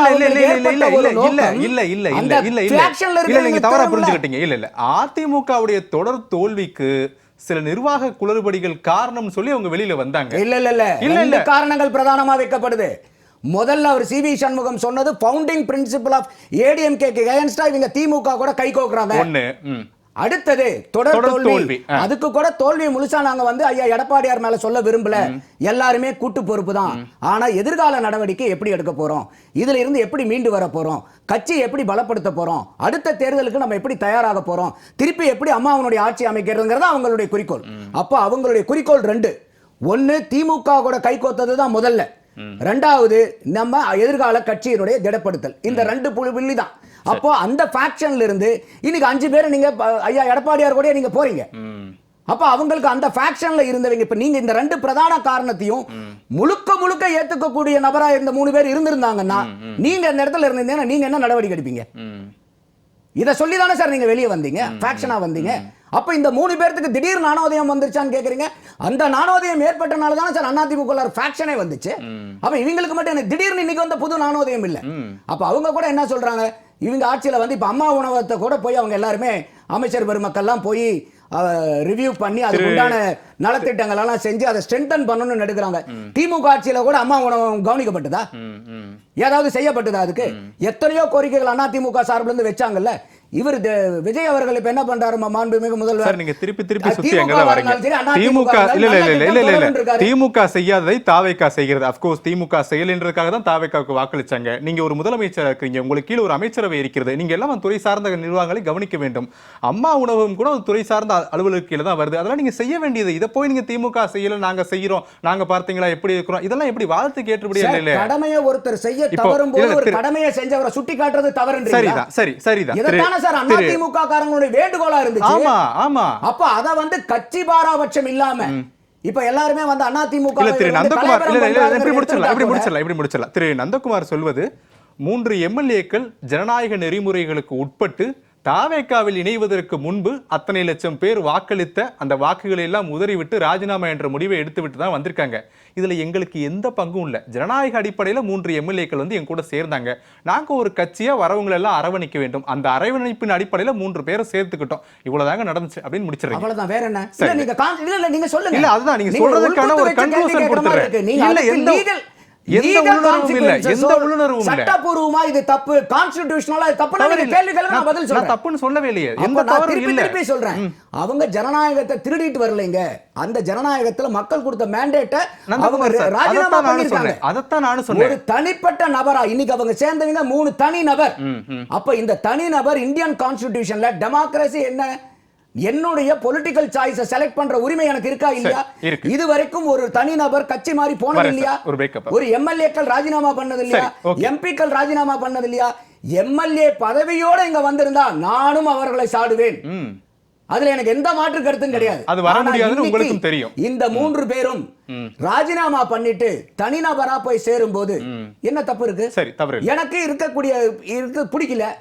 இவங்க வந்து அம்மாவனுடைய ஆட்சி இவங்களே சிறப்பா செய்வாங்க போல இருக்குன்னு கூட யோசிச்சிருக்கலாம். எப்படி தெரியும் நமக்கு? நம்ம இங்க கேட்க வேண்டியது சட்டப்பூர்வமா ஏதாவது பிரச்சனை இருக்கா? இங்க அரசியல் அமைப்பு ஜனநாயக நெறிமுறைகளுக்கு உட்பட்டு தான் 3 எம்எல்ஏக்களும் ராஜினாமா செய்திருக்காங்க. இத நீங்க தனிநபரா தான் இன்னைக்கு போய் சேர்ந்திருக்காங்க. மக்களுடைய மேண்டேட்டை ராஜினாமா பண்ணிருக்காங்க. மக்கள் மேண்டேட்டை திருடிட்டு ஓடல. சரி, அத தெளிவா நம்ம புரிஞ்சுக்கணும். ஓகே விக்னேஷ், இன்னைக்கு நடந்த அரசியல் நிகழ்வுகள்லாம் ரொம்ப உன்னிப்பா கவனிச்சிருப்பீங்க. சட்டமன்ற தேர்தலுக்கு முன்பும் சரி பின்பும் சரி நாம் தமிழர் கட்சியினுடைய அந்த பார்வை இருக்கு இல்லையா, அது தேர்தலுக்கு பிறகு சற்று எப்படி இருக்கு அப்படின்ற ஒரு கேள்வியாக நான் இதில் வைக்கிறேன். ஜனநாயக முறைப்படி 3 எம்எல்ஏக்கள் ராஜினாமா செய்துவிட்டு இன்று தாவேகாவில் ஐக்கியமாகி விட்டார்கள். இதில் எந்த தவறும் இல்லைன்னு சொல்லி திரு நந்தகுமார் நீங்களும் கேட்டிருப்பீங்க இல்லையா? ஆனால் தமிழ்நாடு அரசியலை பொறுத்தவரையிலுமே தேர்தலுக்கு பிறகு ஒரு விசித்திரமான அரசியல் நகர்வுகளாக இருக்கிறது. எது நடக்கிறோமோ அது நடக்க மாட்டேங்குது. இதெல்லாம் நடக்காதுன்னு நினைக்கக்கூடியதெல்லாம் நடந்துச்சு. குறிப்பாக அதிமுக திமுகவுடைய கூட்டணி பேச்சுவார்த்தை இதெல்லாம் கூட. இன்றைய நிகழ்வுகளை நாம் தமிழர் எப்படி பார்க்குது? மாற்று அரசியல்னு சொன்ன தாவேகாவே இது போன்ற ஒரு நிலைகளுக்கு செல்கிறதா அப்படின்ற ஒரு கேள்வியும் வெகுஜன மக்கள் முன் வச்சிருக்காங்க. உங்களுடைய பார்வை? எனக்கு வந்துட்டு தேர்தல் பிறகு 15 நாள் எனக்கு தேவையில்லை. தாவேகாவுடைய மாற்று அரசியலை மதிப்பிடுறதுக்கு இன்னைக்கு தேர்தலுக்கு முன்னாடியே வந்துட்டு அது மாற்று கிடையாது. கொள்கை ரீதியாக அவங்க முன்வைக்கிற திட்டம் ரீதியாக சரி, அவங்க அரசியல் பயணம் ரீதியாகவுமே சரி, அது மாற்றம் கிடையாது. நாங்கள் தொடர்ந்து சொல்லிட்டோம். இன்றைய நகர்வுகளை நம்ம பார்க்குறோம். என்னளவில் தெரிஞ்சு தேர்தலுக்கு பிந்தைய அந்த கூட்டணி கணக்குகளை நான் கண்கூடா பார்க்கறது இந்த தேர்தல் முடிவில் தான் நான் பார்க்குறேன். அது தேர்தலுக்கு முன்னாடி கூட்டணிங்கிறப்போ அது ரொம்ப ஸ்மூத்தாக போனதாகவும், தேர்தலுக்கு பிந்தைய கூட்டணியில் அது இயல்பாக அதில் இருக்கக்கூடிய தள்ளுமுள்களோ ரக்கஸ் இருக்கிறது இயல்பு தான். ஆனால் அதை தாவேகா செய்கிறப்ப தான் நமக்கு வந்துட்டு கேள்வி வருது. ஏன்னா இதற்கான மாற்றாக தான் இந்த தூய அரசியலை முன்வைக்கிறோம் தான் அவங்க சொல்லிட்டு வராங்க. இப்போ நான் கேட்குறேன், இன்னைக்கு இந்த 3 எம்எல்ஏக்கள் போனதுனால தாவேகாவுடைய சொல்றாங்க இப்போ 3 இடத்துல வந்துட்டு போயிடுச்சு, இன்னும் நிறைய பேர் வந்துட்டு ராஜினாமா பண்ணாங்கன்னா மெஜாரிட்டிக்கான அந்த மேண்டேட்டே வந்துட்டு நம்பர்ஸ் மாறும், அவங்களுக்கு இயல்பாவே அவங்களுக்கு அந்த மெஜாரிட்டி வந்துரும்னு சொல்றாங்க. ஆனா அதற்கான தேவை இன்னைக்கு இருந்துச்சா? இன்னைக்கு வந்துட்டு அவர்களுடைய ஆட்சி கவிழ்க்கப்படும் பெரும்பான்மை இருக்கு, பெரும்பான்மை இருக்குன்னு நிரூபிச்சிட்டாங்க. நிரூபிச்சதுக்கு அப்புறம் அவங்களுடைய ஆட்சியின் மீது விமர்சனங்கள் வந்துகிட்டு இருக்கு, அவங்களுடைய பெரும்பான்மை கேள்விக்குள்ளாகவே இல்லை. அதனால இந்த 3 பேர் வந்துட்டு ராஜினாமா பண்ணி நம்பர்ஸ் மாறுறதுனாலையோ இல்ல 2/3 கூட எடுத்துக்கிட்டு போயிட்டு அவங்களோட சேர்றதுனாலையோ பூதாகரமா வந்துட்டு ஒரு மாற்றம் ஏற்பட போதா அவங்களுக்கு இருக்கா அப்படின்னா இல்லை. அதுதான் இப்போ இந்த கூட்டணிக்கே நம்ம போவோம். அவங்க இப்போ வச்சிருக்க கூட்டணிக்கு தேர்தலுக்கு முன்னாடி கல்லாப்பெட்டி கூட்டணி அப்படின்ட்டு திமுகவினுடைய கூட்டணி கட்சிகளை சொன்னார். அப்படி நான் தான் சொன்னேன். அப்படி சொல்றப்ப அவர் திமுகவை மட்டும் விமர்சிக்கல, அந்த ஆதாயத்தை வாங்கிட்டு இந்த கூட்டணி கட்சிகள்லாம் அவங்களோட இருக்காங்கன்னு இந்த கூட்டணி கட்சிகள் கம்யூனிஸ்டுகளையும் விடுதலை சிறுத்தை கட்சிகளையும் தான் குறிப்பிட்டே சொல்றாரு. அப்போ ஆதாயத்திற்காக மக்கள் நலனை வந்துட்டு புறந்தள்ளிட்டு ஒரு கூட்டணியில இருக்க கட்சிகள்னு யாரை விமர்சிச்சாரோ அவங்களோட இன்னைக்கு அவர் கூட்டணி வச்சிருக்காரு. இது நம்ம கேள்வியா கேட்கிறோம். ஊழல் சக்தி அப்படின்ட்டு அதிமுகவை விமர்சிக்கிறார். அந்த கட்சியிலிருந்து வரக்கூடிய எம்எல்ஏக்கள் ரெப்ரசன்டேட்டிவ்ஸ் உடைய ஆதரவை பெறுவதற்கு அவர் தயங்கவில்லை. இப்போ அண்ணன் சொல்றாங்க, அவங்க வந்துட்டு நேரடியா எம்எல்ஏவா போயிருந்தா நான் கேள்வி கேட்டிருப்பேன், நம்ம கேட்கவே வேணாம், இயல்பாகவே அவங்க தகுதி நீக்கம் செய்யப்பட்டிருப்பாங்க. அது முடியலன்ட்டு தானே அவங்க இங்க வராங்க. ஒருவேளை சி.வி. சண்முகம், எஸ்பி வேலுமணி அவங்களாம் ஆதரவு தரப்போ நான் எம்எல்ஏ இருந்துக்கிட்டு அப்போ ஆதரவு தரவும் மாட்டாங்க, நான் வாக்கு செலுத்த மாட்டேன், நான் ராஜினாமா பண்ணுறேன் அப்படின்ட்டு அன்னைக்கு அவங்க ராஜினாமா பண்ணிட்டு போய் சேர்ந்துருந்தாங்கன்னா சரி, ஏதோ குறைந்தபட்சம் ஏதோ உன்னத நோக்கம் வச்சிருக்காங்க போல் இருக்குப்பா அப்படின்ட்டு நான் பார்க்கலாம்.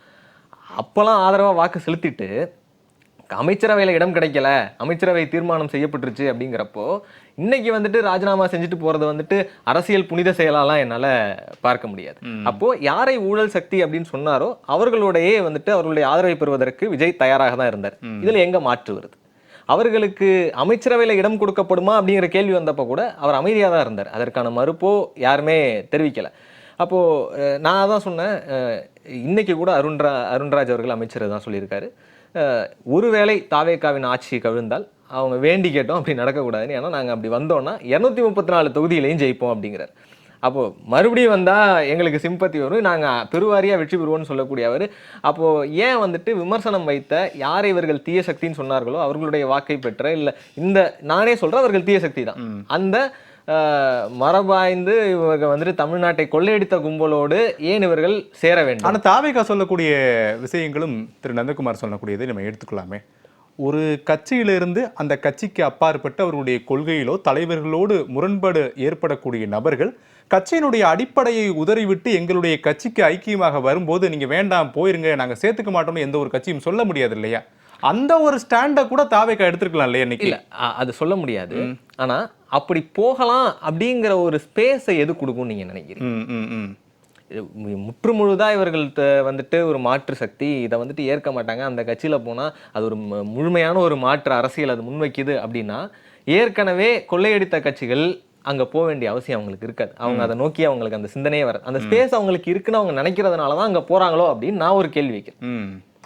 இப்போ அதேதான் இப்போ சொல்ற காங்கிரஸோடய அவர் சொல்றாரு இல்ல, இது வந்துட்டு மன்னராட்சி அப்படின்ட்டு திமுக விமர்சிச்சவர், ஊழலாட்சின்னு திமுக விமர்சிச்சவர், காங்கிரஸும் அதே தானே அப்போ வந்துட்டு பண்ணியிருக்கு. அந்த விமர்சனத்தையும் அவர் காங்கிரஸ் மேல வைக்கல. அப்போ அந்த கூட்டணியை அவர் சேர்த்துக்கிறாருல. அப்போ விமர்சனம் வைத்து இந்த எதெல்லாம் வந்துட்டு தீய சக்தின்னு அவர் சொன்னாரோ அந்த கட்சிகளை இணைப்பதற்கான ஸ்பேஸ் அங்க இருக்கு அப்படின்னு பார்க்கறதுனால தான் இவங்க போறாங்க. ஆட்சியை காப்பாற்றிக்கிறதுக்காகவும் ஆட்சி 5 ஆண்டுகள் தக்க வைத்துடணும், எந்த சிக்கலுமே நமக்கு வரக்கூடாது அப்படின்றதுக்கான அத்தனை முயற்சிகளையுமே எல்லா வழிகளையும் தாவேகா எடுக்க தொடங்கிட்டாங்க அப்படின்றது அவங்களுடைய வாதமா இருக்கு. அப்படிதானே எடுத்திருக்காங்க. இப்ப அதுதான் சொன்ன அருண்ராஜ் அவர்கள் சொல்றாரு, வந்தா ஜெயிப்போங்கிறாரு. அப்ப உண்மையிலேயே நீங்க மாற்று சக்தினா மறுபடியும் ஒரு தேர்தலை சந்திச்சுட்டு போங்களேன். என்ன இப்போ அதுக்கு அவங்க என்ன சொல்றாங்க, அதனால வந்துட்டு செலவினங்கள் அதிகமா அப்படிங்கிறாங்க. நான் கேள்வி கேட்கறேன், இப்போ இவங்கெல்லாம் நீங்க உள்ள சேர்க்குறீங்க, இந்த எம்எல்ஏக்கள்லாம் ஊழல்வாதிகள்னு சொல்றீங்க, இந்த ஊழல்வாதிகளால வந்துட்டு நாட்டுக்கு நஷ்டம் வராதா? இவங்களை சேர்த்ததுனால நாடு நல்லா சிறப்பா போயிருமா? இதுலயும் நஷ்டம் வரதானா போகுது. அப்ப நீங்க ஒரு மாற்று வழியிலே போயிட்டு அதை மறுபடியும் ஃபேஸ் பண்ணுங்களேன். அதுக்கு வந்துட்டு அவங்க தயாரா இல்லை. ஆனா விமர்சனம் வைத்தவர்கள் மீது நாங்களும் சேர்த்து யாரெல்லாம் விமர்சனம் வைக்கிறோமோ, யாரெல்லாம் சரியில்லாதவர்கள் சொல்றோமோ அவர்களை சேர்த்து கொண்டு இவர்கள் என்ன மாற்று அரசியல் பேச போறாங்க அப்படிங்கிற கேள்வி. புன்னைவளவன், திரு நந்தகுமார் சொன்னதுலேருந்தே அடிப்படை கேள்வியை மட்டும் முன்வைக்கிறேன். 3 சட்டமன்ற தொகுதிகளில் வாக்காளர்கள் வாக்களிச்சிருக்காங்க. ஜனநாயகத்திற்கு உட்பட்டு தான் தேர்தலும் நடைபெற்றது. அதே ஜனநாயகத்திற்கு உட்பட்டு தானே பதவியை ராஜினாமா செய்துட்டு எங்கள் கட்சிகள் இணைஞ்சிருக்காங்க. என்ன தவறு இருக்குன்னு சொல்லுங்க, அந்த தவறுக்கு நாங்கள் விளக்கத்தையோ சுட்டிக்காட்டவோ விரும்புகிறோம். எந்த தவறும் இல்லாத ஒரு நிலையில ஏன் கற்பிக்கிறீங்க? ஒரு பாடத்தை ஏன் அப்படியே வளைக்கிறீங்க அப்படின்னு ஒரு கேள்வியை முன்வைக்கிறேன். தாவேக்கால எனக்கு இல்ல இல்ல தாவேக்கால அடிப்படையில் அவங்க ஏன் தாவேக்கால சேர்ந்தாங்கன்னு நம்ம கேள்வி எழுப்ப முடியாது, அது அவர்களுடைய உரிமை. ஆமா. உங்களுக்கு ஆன் அன் ஆவரேஜ் நான் ப்ராப்பராக டேட்டாவை பார்க்கலாலும் 3 பேருக்கும் சேர்த்து குறைஞ்சது ஒரு 1.25 லட்சத்துலேருந்து ஒரு 2.25 லட்சம் வாக்காளர்கள் உங்கள் 3 பேருக்கும் உங்கள் தொகுதியில் ஓட்டு போட்டாங்க இல்லையா, அவங்க கிட்ட கம்யூனிகேட் பண்ணுகிற தார்மீக பொறுப்பை நீங்கள் ஏற்றுக்கொண்டீர்களா? உங்கள் தொகுதி வாக்காளர்கள் இன்னைக்கு நியூஸை பார்த்து தெரிஞ்சுக்கணும், அப்படி தானே? உங்களுக்கு எதற்காக ஓட்டு போட்டு ஒரு இதை கொடுத்து அனுப்புனாங்களோ, இந்த இடத்துல டிஸ்ரெஸ்பெக்டிங் த மேண்டேட் என்பதை தாவேக்காவின் மீது வைக்கவில்லை, ராஜினாமா செய்த 3 பேர் மீது நான் வைக்கிறேன். அப்ப அந்த இடத்துல இதுல எங்க சிக்கல் வரும்னா, இதுல யாருக்கு லாபம் யாருக்கு நட்டம்னு பார்த்தா நமக்கு ஒரு விஷயம் தெரிஞ்சிடும். இவங்க 3 பேருக்கும் இவங்க திரும்ப எடப்பாடி அவர்கள்ட்ட வந்தாலும் கொடுத்த லெட்டர் தான் விப்பு மூலமா விப்பை ஃபாலோ பண்ணலன்னு கொடுத்ததுல அதுல பார்ஷியலா நீங்க டிஸ்குவாலிஃபை பண்ணுங்கன்னு கேட்க முடியாது.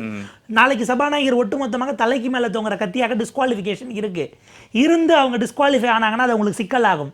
இதனால அவங்க ஒரு அரசியல் ரீதியிலான முடிவாக அவங்க அதை லாபகரமாக பார்த்து கூட எடுத்துருந்துருக்கலாம். இதை விட அதிக லாபம் தாவேக்காவுக்கு இருக்குன்னு நான் பார்த்ததுனால தான். ஏன்னா ஸ்டெபிலிட்டி என்பது கூடும். அவங்க வரும்பொழுது ஏறத்தாழ நமக்கு ரிவர்ஸில் யோசிச்சோம்னா, அந்த எலெக்ஷனுக்கு முன்பாக வானதி சீனிவாசன் அவர்களும் அதே போல் நிர்மலா சீதாராமன் அவர்களும் ஒரு பேட்டி கொடுத்தாங்க. அது எப்படிங்க மற்ற கட்சியில் ரைடு வர்றவங்கெல்லாம் திரும்ப பாஜகலே சேர்றாங்கன்னா, மனம் திருந்தி வர்றவங்களை நாங்கள் ஏற்றுக்க கூடாதா? அது எப்படி நீங்கள் இப்படி கேட்கலாம்? நாங்கள் வராதிங்கன்னு இப்படி சொல்ல முடியும் அப்படின்னாங்க. அதே மாதிரியான ஒரு நிலைப்பாட்டை இன்றைக்கு அவங்களும் எடுக்கலாம். பொலிட்டிக்கலி அது ஒரு வரைக்கும் இப்போ தேசிய அளவில் இருந்த வாஷிங் மிஷின் ஃபார்முலா தமிழ்நாட்டில் புதுசாக உதயமாயிருச்சு அப்படின்றீங்களா? ப்ராப்ளி இப்போ இதில் அப்படிதான் புரிஞ்சுக்க முடியுது. அப்படிதான் எடுக்க வேண்டிய தேவை இருக்கு. அவர் எடப்பாடி பழனிசாமி அவர்களையும் பார்த்துட்டு சிவி சண்முகம் அவர்களையும் பார்த்துருந்தா 2 ஃபேக்ஷனையும் பார்த்தாருங்கிறது போயிருக்கும். நீங்கள் வந்து ஏ ஃபார்ம் பி ஃபார்மில் கையெழுத்து போட்டு 10 நாளைக்குள்ள போட்ட ஒரு கட்சியினுடைய தலைவரை சந்திக்கலன்னா அந்த இடத்துல ஏன் தவிர்த்தீர்கள்ங்கிறது. ஒமிஷனும் சமயத்தில் அரசியல்ல கமிஷனை விடவும் ஒமிஷன் வந்து, நான் வேற கமிஷனை சொல்றேன், செய்யக்கூடிய விஷயங்களை சொல்றேன், கமிஷனை விடவும் ஒமிஷன் அரசியல நம்ம அதை டீகோட் பண்ண வேண்டிய தேவை இருக்கும். அதன் அடிப்படையில் அந்த கேள்வி எழுது. தார்மீகமாக உங்களுக்கு வாக்களித்த வாக்காளர்களுக்கு இந்த 3 எம்எல்ஏக்கள் பதில் சொல்லியிருக்க வேண்டுமா வேண்டாமா?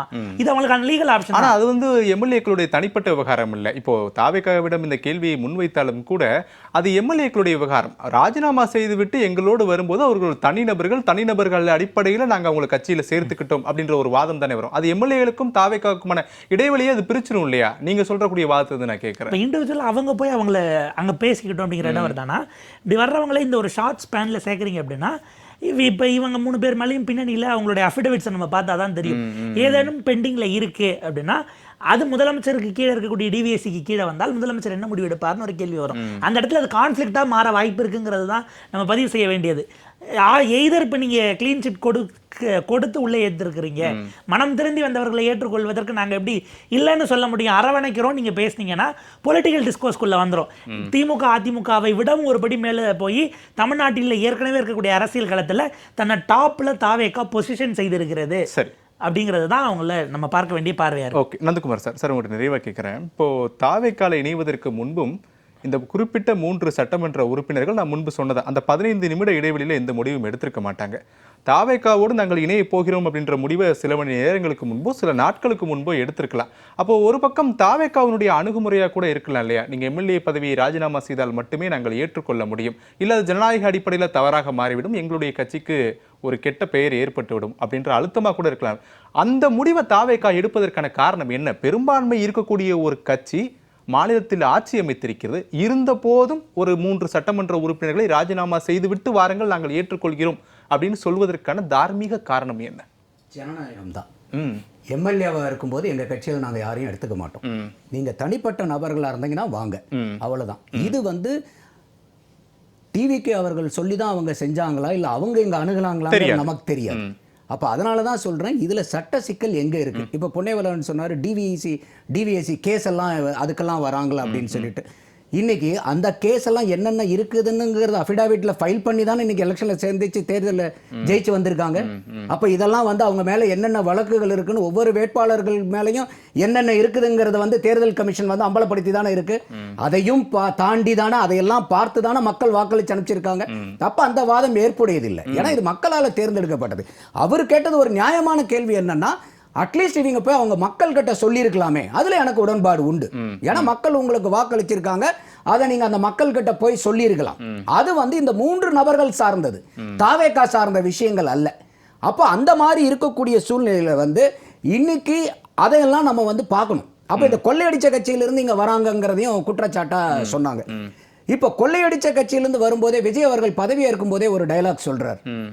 இந்த அதாவது தேர்தலுக்கு முன்னாடி அவர் சொல்லிக்கிட்டு இருந்தது என்னன்னா, நான் இந்த அரசாங்க மக்கள் பணத்தை வந்து ஒரு நயா பைசா கை வைக்க மாட்டேன், அவசியமும் இல்லை, அதை மட்டும் தான் சொல்லிக்கிட்டு இருந்தார்.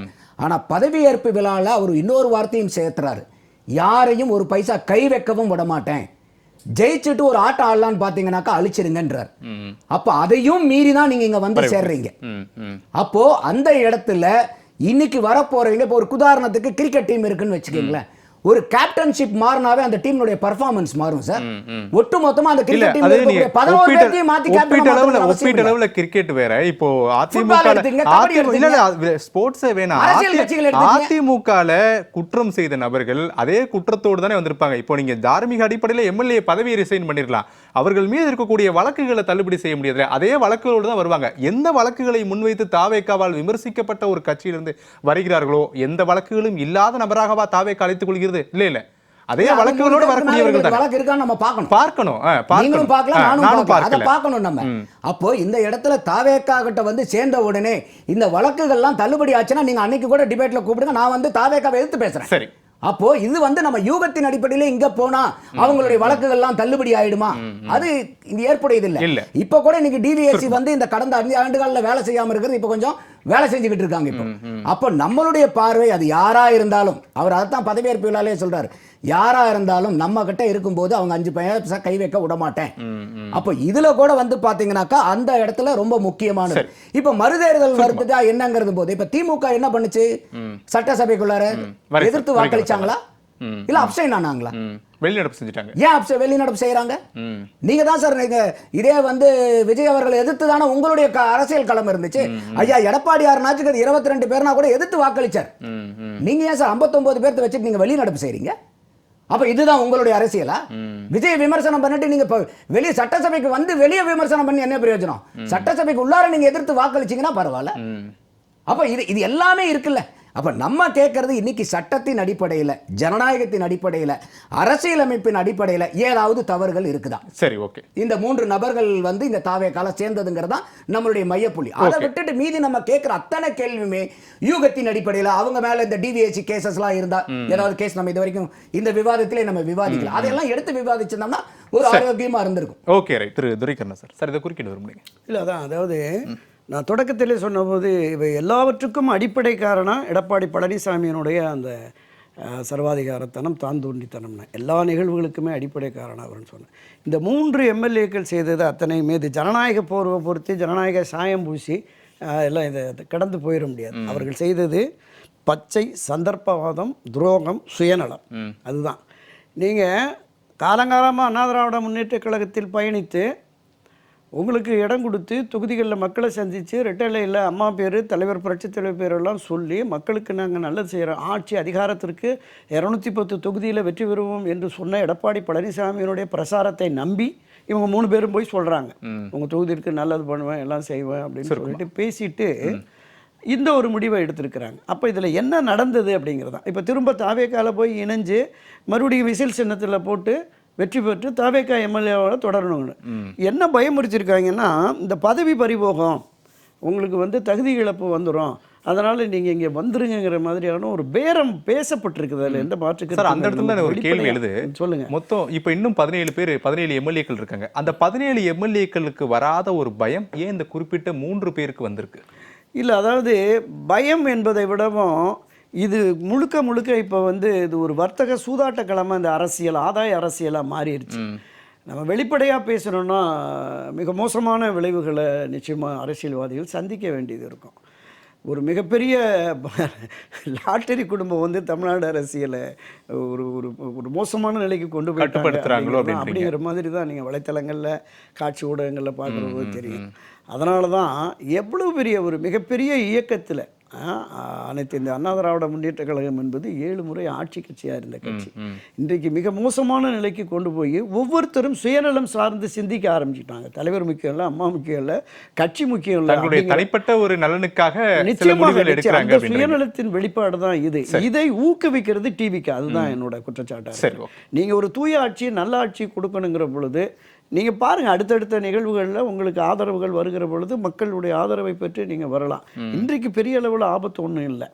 இது மாதிரியான நிகழ்வுகள் நிச்சயமாக பொதுவெளிகளில் மக்கள் மத்தியில் இந்த 2 திராவிட கட்சிகளுக்கு மாற்றாக கொண்டு வந்த தாவேக்கா தூய ஆட்சியை தரும் என்று நம்பினோம், அவர்களை நம்பி ஆட்சி நடத்த வேண்டிய ஒரு சூழல் வந்து விட்டதுங்கிற மாதிரியான ஒரு பார்வை வந்துடும். அது சரியான பார்வையாக இல்லை. மீண்டும் சொல்கிறேன், அனைத்து இந்திய அண்ணா திராவிட முன்னேற்றக் கழகத்தை ஒற்றுமைப்படுத்தி ஒன்றுபடுத்தி ஒரு வலிமைமிக்க இயக்கமாக அது எடப்பாடி பழனிசாமி இருக்கிற வரைக்கும் நடக்காதோ அப்படிங்கிற மாதிரி ஒரு ஐயமும் உங்களுக்கு இருக்கு. நிச்சயமாக இந்த சூழலில் 2017 மரியாதைக்குரிய திருமதி வி.கே. சசிகலா அவர்களை நாடி வந்து கட்சியும் ஆட்சியும் நீங்கள் நடத்தணும்னு சொன்னாங்க. அந்த பார்வையை பொதுவெளிகளில் இப்போ அண்மையில் கூட கடந்த 3 நாட்களுக்கு எஸ்பி வேலுமணி சொன்னார். அப்போ ஒரு கோஷ்டிகள் இல்லாத எல்லோரும் ஏற்கக்கூடிய ஒரு தலைமை வேணும் அப்படிங்கிற அந்த பார்வை வந்ததுன்னு சொன்னா நிச்சயமாக ஒரு எதிர்காலம் இருக்கு. ஏன்னா இது தொண்டர்கள் கட்சி. கிட்டத்தட்ட இன்னைக்கு இந்த 3 எம்எல்ஏக்கள் வெளியே போனது போது கூட பெரும்பாலான செய்தி நிறுவனங்கள்ல தொலைபேசி வாயிலா கருத்துக்களை பகிர்ந்து கொண்ட பத்திரிகையாளர் சொல்லக்கூடிய முக்கிய விஷயம், அதிமுக இதே பாதையில் பயணிச்சிச்சு அப்படின்னா தமிழ்நாட்டில் அதிமுகன்ற ஒரு கட்சி இருந்ததற்கான அடையாளங்கள் மட்டுமே இருக்கும், நிகழ்காலத்தில் இருக்க மாட்டாங்க. ஒரு புதிய தலைமை உருவானால் மட்டுமே பிற கட்சிகளோடு ஒப்பீட்டளவுல போட்டி போடக்கூடிய கட்சியாவது அதிமுக இல்ல. அது தவறான கருத்து. இந்த கட்சியில் இருந்த முன்னாள் மந்திரி, முன்னாள் எம்எல்ஏ, முன்னாள் எம்பி, முன்னாள் ஒன்றிய செயலாளர், முன்னாள் மாவட்ட செயலாளர்கள் இன்னைக்கு இருக்கிறவங்க போகலாம். ஆனால் இந்த காலமெல்லாம் எந்த பிரதிபலனுமே எதிர்பாராமல் ரெட்டலிக்கு மட்டுமே வாக்களிக்கிற அடிப்படை தொண்டர்கள் வெறும் கார்டு ஹோல்டர் மட்டும் இருக்காங்க. அவன் 1 கோடி 1.25 கோடி இருப்பான். அப்ப சரியான வழிகாட்டுதல், சரியான தலைமை வருகிற பொழுது நிச்சயம் இது பீனிக்ஸ் பறவை மாதிரி இந்த அதிமுக எழுந்து வரும். புரட்சியாளர் எம்ஜிஆர் சொன்னார்ல, 1000 ஆண்டுகளை கடந்த அதிமுக நின்று நிலைத்திருக்கும். அது நிச்சயம் நடக்கும் என்பதான் என்னுடைய பார்வை. இல்லை, அவங்க சொன்னாங்க பதவி ஏற்கிற போது விஜய் சொல்கிறாரு, நான் மட்டும் இல்லை எனக்கு கீழே இருக்க யாரையுமே வந்துட்டு நான் ஊழல் செய்ய விட மாட்டேன் அப்படின்ட்டு. இந்த அவரே பாம் வைப்பாராம், அவரே வந்து எடுப்பாராங்கிற மாதிரி அவங்களை ஊழல் செய்ய விடக்கூடாதுங்கிறதுக்காக ஊழல் ஆட்கள்லாம் நான் கொண்டு வந்து நான் செய்யாமல் செஞ்சு காட்டுறேன் பாரு அப்படிங்கிற மாதிரி இருக்குது. அது கலெக்டிவான ஒரு ரெஸ்பான்சிபிலிட்டி தான் அமைச்சரவையில் இருக்கிறவங்களுக்கு இருக்கணும். அதனால் இவர் ஒன்று செய்வார் நான் அதை தடுப்பேன் அப்படின்லாம் சொல்ல முடியாது. இந்த 3 பேருக்கு இன்றைக்கி என்ன தேவை இருக்குது அப்படிங்கிறது தான். இந்த ராஜினாமா பண்ணிவிட்டு நான் சேர வேண்டிய அளவில் என்ன தேவை இருக்குது? அவங்க என்ன சொல்கிறாங்க, மக்களுடைய பெரும்பான்மை மக்களுடைய ஆதரவு, அவங்களுடைய மேண்டேட்க்கு நாங்கள் மதிப்பளிக்கிறோம் அப்படிங்கிறாங்க. அவங்களுடைய அவங்க என்ன எண்ணம் சொல்லியிருக்காங்களோ அதை நான் மதிக்கிறாங்க. அப்போ உங்களுடைய தொகுதியில் ஒரு எண்ணம் இருந்துச்சுல்ல, அதை ஏன் நீங்கள் மதிக்கலை அப்படிங்கிற கேள்வி இருக்குது. அப்போ அதை உதாசீனப்படுத்திட்டு அவங்க அங்கே போகிறாங்க அப்படிங்கிறது தான் பார்க்கணும். அப்போ இது ஏன் இன்னைக்கு பேசுபொருள் ஆனதுங்கிறது தான் ஒரு பெரிய சிக்கல். இவங்க 3 பேர் போனது எனக்கு பிரச்சனை இல்லை, எனக்கு தெரியும் அவங்க அப்படிதான் அந்த கட்சி அப்படின்ட்டு நான் ஒரு விமர்சனம் வைக்கிறேன்ல, அவங்க மாற்றல். அதனால எனக்கு அது வந்துட்டு பெரிய ஏமாற்றமாவோ இல்லை எனக்கு வந்துட்டு அதிர்ச்சியாவெல்லாம் இல்லை. அவங்க 3 பேர் போகிறது, வேற கட்சியிலேருந்து அவங்க ஆட்கள் எடுக்கிறதெல்லாம் எனக்கு எது இன்னைக்கு வந்துட்டு கட்சியெல்லாம் புறந்தள்ளிட்டு ஒரு குடிமகனாக எனக்கு அவர் தான் முதல்வர், எனக்கு இவங்கெல்லாம் தான் அமைச்சர்கள். அப்போ இன்னைக்கு 15 நாட்கள் தான் ஆகுது. ஒரு கட்சியாக நான் விமர்சனம் பண்ண போகிறதில்ல, ஏன்னா அவங்களுக்கான நேரத்தை எடுத்துக்கிட்டோம், அவங்க அட்மினிஸ்ட்ரேட்டிவாக பண்ணுறதுக்கான நேரத்தை எடுத்துக்கிட்டோம். ஆனால் தினம் வந்துட்டு மக்கள் சந்திக்கக்கூடிய சில இன்னல்கள் இருக்குது, அவங்க சந்திக்கக்கூடிய சில அச்சங்கள் இருக்குது. அதெல்லாம் தீர்க்க வேண்டியது அரசின் கடமை. குற்றங்கள் தொடர்ச்சியாக நடந்துக்கிட்டு தான் இருக்குது. ஆனால் பெண்களுக்கு எதிரான குற்றங்கள், குழந்தைகளுக்கு எதிரான குற்றங்கள் அதிகரிச்சுட்டு வர்றப்போ அதை நீங்கள் தடுக்கிறீங்க, கைது பண்ணுறீங்க. ஆனால் அதை மக்கள்கிட்ட கொண்டு போயிட்டு அச்சப்பட வேண்டாம், நாங்கள் என்னென்ன நடவடிக்கை எடுத்திருக்கோம்னு சொல்ல வேண்டியது இந்த அமைச்சர்கள், முதலமைச்சருடைய கடமை. அதை அவர் செய்ய மாட்டேங்கிறார். அதை நோக்கி நான் கேள்வி கேட்கணும்னு போகிறப்ப இந்த 3 பேர் இன்னைக்கு ராஜினாமா பண்ணிட்டேன், நாங்க போய் சேர்ந்துட்டேன், ஒரு மடைமாற்றும் அரசியல் தமிழ்நாட்டுல நடந்திருக்கு அப்படின்றீங்க. நடக்குது அப்படிங்கிறது எனக்கு வருத்தமா இருக்கு. அது எனக்கு வந்துட்டு இவங்க போனது அவ்வளவு பெரிய உன்னதமான நோக்கம்லாம் நான் பார்க்கல. அவ்வளவு உன்னதமான நோக்கம் இருந்துச்சுன்னா அவங்க தொடக்கத்துல இருந்து எதற்கு ஆதரவு கொடுத்துருப்பாங்க. அதுவும் வந்துட்டு சி.வி. சண்முகம், எஸ்பி வேலுமணியோட சேர்ந்து போயிட்டு நாங்கள் அவர்களுக்கு ஆதரவு தெரிவிக்க தயார், இந்த சின்னத்துல இருந்து வெற்றி பெற்று அந்த எம்எல்ஏவாவே நான் ஆதரவு அளிக்க தயார்னு சொன்ன நிலையில இருந்துட்டு அமைச்சரவை கிடைக்கலங்கிறதுக்கு பிறகு இன்னைக்கு வந்துட்டு அவங்க ராஜினாமா பண்ணதெல்லாம் ஒரு பெரிய சாக்ரிஃபைஸாவோ இல்லை உன்னத நோக்கமாவோ என்னால் பார்க்க முடியல. எது தேவையான பேசுவார்களோ அது மாதிரி இன்னைக்கு இந்த 3 பேர் போனது மாதிரி இருக்கிறது எனக்கு உள்ளபடியே வருத்தமாக. இல்லை, வழக்கமாக குட்டி கதைகள் அப்படிங்கிறது தமிழ்நாடு பாலிடிக்ஸில் உண்டு. அந்த வகையில் பார்த்தோம்னா அப்பத்தை கொண்டு போய் குரங்கிடம் கொடுத்து நீங்கள் பங்கு பிரிக்க கொடுத்தீங்கன்னா காலங்காலமாக அந்த குரங்கு தான் பங்கு சரியில்லைன்னு மொத்த அப்பத்தையும் சாப்பிட்டது அப்படிங்கிறது கதையினுடைய சாராம்சம். யாரை எது அப்பம்னு கேட்காதீங்க, யாருக்கு குரங்கன்னு நான் கமிட் பண்ணிக்க விரும்பல. ஆனால் அம்மையார் ஜெயலலிதா அவர்களுடைய மறைவுக்கு பிறகு அதிமுகவில் ஏற்பட்ட எல்லா பிளவுகளையும் சமரசம் செய்து வைக்கிறேன் என்று சொல்லி வந்தவர்கள் எல்லாம் அதை திரும்ப திரும்ப திரும்ப அதில் சிக்கல்களை உருவாக்கி அந்த கட்சி அம்மையார் அவருடைய மறைவின் போது என்ன வாக்கு வங்கியிருந்தது இன்றைக்கி எங்கே வந்து சேர்ந்துருக்கோ, இதற்கு யார் துணை போனார்கள் அப்படிங்கிறத அவங்க போய் கேட்டுக்கணும். நீங்கள் தலைவர்கள் திரும்ப திரும்ப சண்டை போட்டு கொடி பிடிச்சிட்டு நிற்கிறீங்களே, சராசரி தொண்டனுடைய உணர்வு என்ன, குமுறல் என்னங்கிறத யாராவது யோசிச்சிங்களாங்கிற கேள்வி மட்டும்தான். வெற்றி தோல்வி இருக்கக்கூடிய அணிகளில் யாருக்குங்கிறத யோசிக்கிறீங்களே தவிர தொண்டனை நீங்கள் எல்லாம் சேர்ந்து தோற்கடிக்கிறீங்கிறது அந்த இயக்கத்தினுடைய தொண்டர்களின் குமுறலாகத்தான் இருக்கும். சரி, ஓகே. தூய சக்தி என்று தமிழ்நாடு சட்டமன்ற தேர்தலில் பிரச்சார களத்தை முன்னெடுத்து சென்ற தாவேகா தீய சக்திகளுடைய கூட்டணியிலிருந்து எம்எல்ஏக்களை ஏன் தங்கள் பக்கம் இழுத்து தங்களுடைய அதிகாரத்தை காப்பாற்றிக் கொள்கிறார்கள் என்பதுதான் இந்த விவாதத்தில் பெரும் கேள்வியாக அமைந்திருக்கிறது. குறிப்பிட்ட அந்த 3 சட்டமன்ற தொகுதிகளுடைய வாக்காளர்கள் மட்டுமல்ல, ஒட்டுமொத்த வாக்காளர்களுடைய எண்ண பிரதிபலன்களுக்கே இந்த விவாதத்தினுடைய முடிவை விட்டுவிடுவோம். விவாத நிகழ்ச்சியில் கலந்து கொண்ட 4 விருந்தினர்களுக்கும் நன்றி, நேயர்களுக்கும் நன்றி. மற்றும் ஒரு விவாத நிகழ்ச்சியில் சந்திக்கலாம். நன்றி, வணக்கம்.